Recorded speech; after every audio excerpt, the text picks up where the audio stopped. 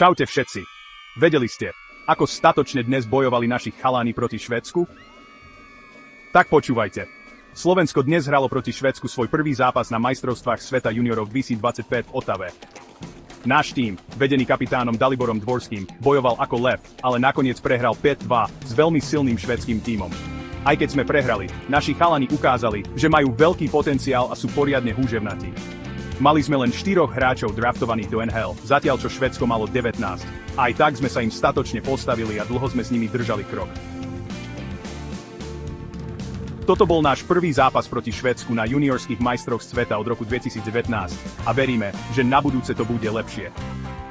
Ešte to nevzdávame. Náš tím je pripravený zabojovať proti Švajčiarsku, Česku a Kazachstanu v ďalších zápasoch. Sledujte všetky zápasy na Joysport a fandite našim mladým talentom. Ukážme im, že Slovensko sa nikdy nevzdáva. Do toho! Slovensko!